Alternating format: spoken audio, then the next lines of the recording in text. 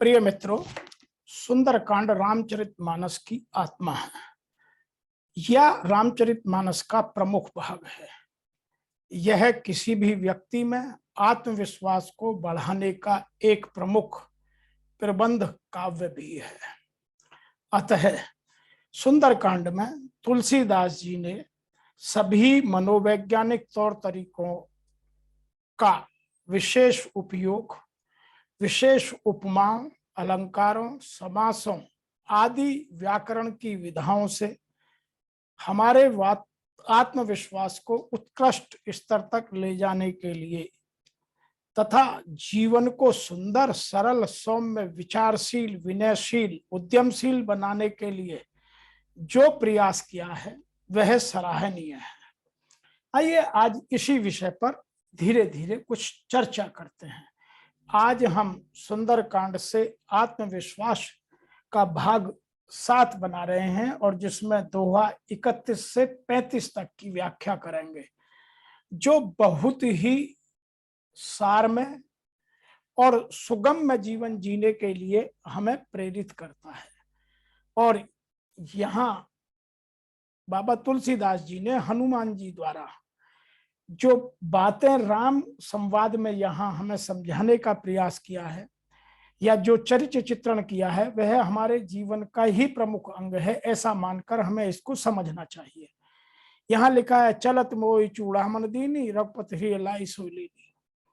तो यहाँ हनुमान जी ने सीता जी की मनोदशा और भावनाओं को पूर्णतः पहले समझा और फिर श्री राम को आकर उसी भाव में तथा करुणा के रस में डुबाकर अपनी चित्रण शक्ति का उपयोग कर, देखिए हमारे जीवन में चित्रण शक्ति का बहुत महत्व है कि हम किसी चीज का चित्रण दूसरे को कैसे कर समझाने का प्रयास करते हैं। तो हनुमान जी ने उसी चित्रण शक्ति का प्रयोग कर घटना का पूर्ण विवरण दिया।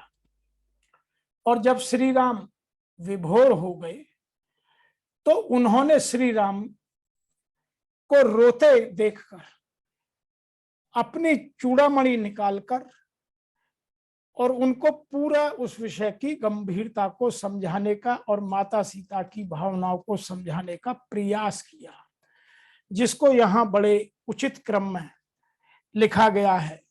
सीता के अति विपत विशाला, विनय कहें दंतीन दयाला, निमष निमिष करुणा निधि, जाय कल्प संबीत, बेग चलिए प्रभु आनिय, भुज बल खल दल जीत।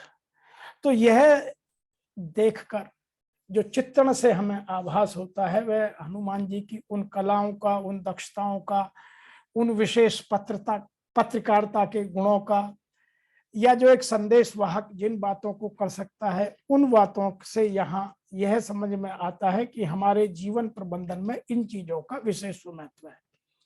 इसी के साथ साथ उन्होंने श्री राम जी के चरणों में अपना जो वंदन हर्ष के साथ, सादर के साथ और प्रेम के साथ अभिवादन किया वह भी अतुलनीय है और अनुपम है। हनुमान जी से सीखा जा सकता है कि विनय करना कैसे किया जाए, और भगवान श्री राम से समझा जा सकता है कि विनय को स्वीकार कर अपने भक्त के साथ या अपने सहयोगी के साथ या अपने सहकर्मी के साथ कैसे उसकी भावनाओं को और उचित या उसके मनोबल को और बढ़ाने के लिए उसके साथ कौन सा व्यवहार किया जाए, या यूं कहिए श्रम के मूल्य को समझकर उसके साथ श्रम के मूल्य का जो उपसंहार है, जो उसका प्रतिफल है, वो मनोभावनाओं से कैसे दिया जाए। तो यहाँ बड़ा सुंदर चित्रण है।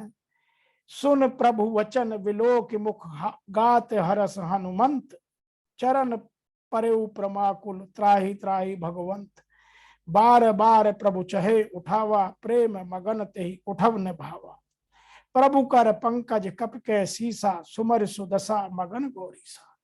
तो यहाँ जो चीज समझने की है कि भगवान हनुमान जी को बार बार उठाना चाह रहे हैं, अपनत्व प्रदान करना चाह रहे हैं, लेकिन हनुमान जी हैं जो उठना नहीं चाहते हैं।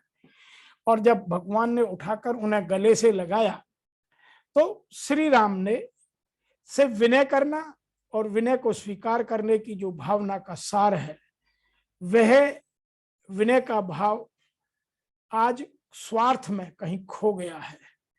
और हम आज स्वार्थवश चिंतन करते हैं और फिर कहते हैं कि भगवान हमारी विनय स्वीकार नहीं करता। तो संभव कैसे है? जब हमारा भाव ही खराब है तो हमारी विनय को स्वीकार कैसे किया जाए? दूसरी बात हम यहाँ यह भी समझ सकते हैं कि श्री राम ने हनुमान जी को उनके श्रम का पूर्ण मूल्य अपने हृदय से लगाकर प्रेम से अश्रुपूर्ण मिलन कर उनका जो मान और सम्मान बढ़ाया, वह यहाँ अतुलनीय है। और उसको यहाँ बार बार कहना और समझाना हमारे लिए इसलिए आवश्यक है कि ताकि हम इन चीजों को महत्व को समझकर अपने जीवन को सुव्यवस्थित करने का प्रयास करें। आगे बात करते हैं कि जब हनुमान जी से वहां के बारे में, लंका के बारे में पूछा गया तो उन्होंने लंका का जो चित्रण किया वह बड़ा मजेदार चित्रण किया। बोला बचन विगत अभिमाना, शाखा के बड़ी मनुसाई, शाखा ते शाखा पर जाई, लाग सिंधु हाटक पुरजारा, निश्चर गण विद विपन उजारा, सो सब तब प्रताप रघुराई, नाथ न कछ मोरी प्रभुताई। तो वहां उन्होंने अपने नेतृत्व का सम्मान किया और नेतृत्व में पूर्ण विश्वास किया और अपने को छोटा बनाया। तो यहाँ आज के परिप्रेक्ष्य में यह भावना लगभग विलुप्त सी होती जा रही है। ना तो सबॉर्डिनेट छोटा बनना चाहता है और ना ही नेतृत्व अब पहले जैसा नेतृत्व रह गया है। हम सब भौतिकवादी होकर रह गए हैं। यहाँ भगवान शिव का वर्णन कर भी बड़े तो अच्छे तरीके से माता पार्वती से अपनत्व की भावना के भाव का दर्शन कराना है, जो वर्तमान में हमारे लिए आवश्यक तो है लेकिन या तो गायब हो चला है या लगभग नगण्य हो चुका है। तो अब यह रिश्ते या इतनी आत्मीयता अब नहीं बची है। एक बात हमें यहाँ यह भी समझने की है कि हमें अपने नेतृत्व में पूर्ण विश्वास रखना और फिर अच्छे काम में देरी न करना, यहाँ हमारे लिए बहुत आवश्यक तरीके से समझना है।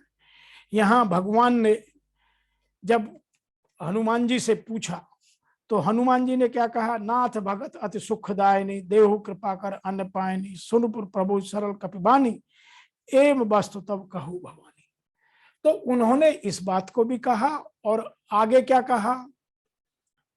कौतुक देख सुमन बहु हर्षि, नबते भवन चले सुर हर्षि।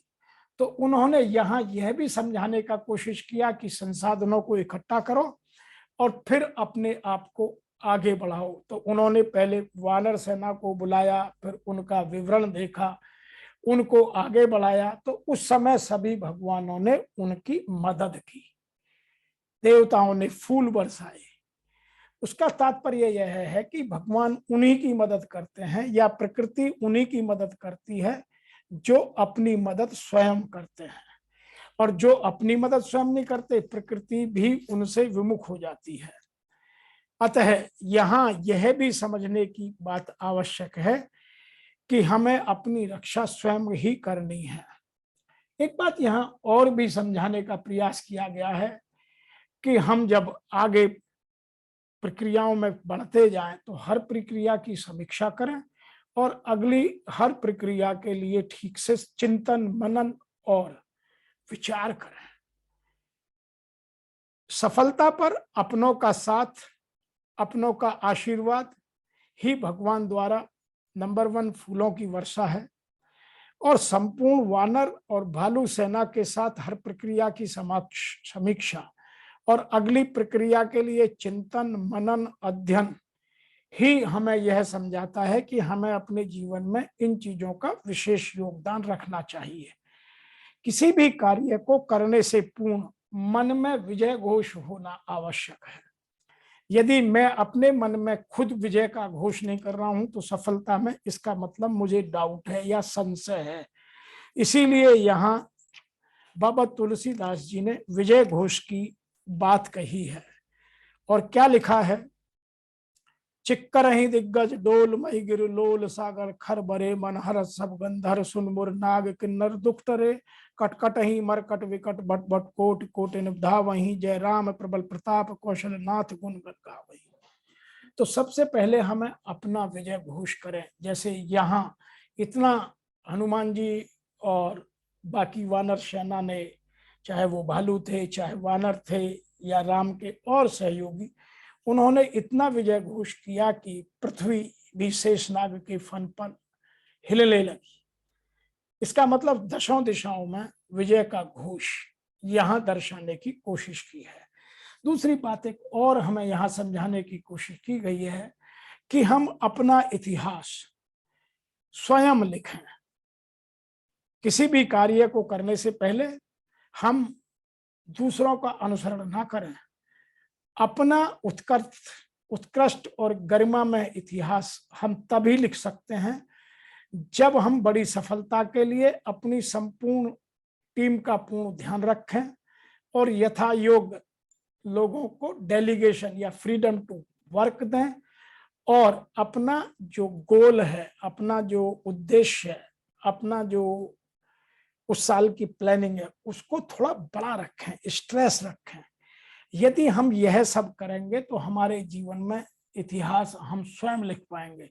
छोटी बातों में उलझने से या छोटे बातों में चर्चा कर समय बर्बाद करने से ना तो हम बड़े बन सकते हैं, ना हम इतिहास को रीराइट कर सकते हैं। इतिहास वही लोग लिखते हैं जो प्रत्येक क्षण का मूल्य जानते हैं।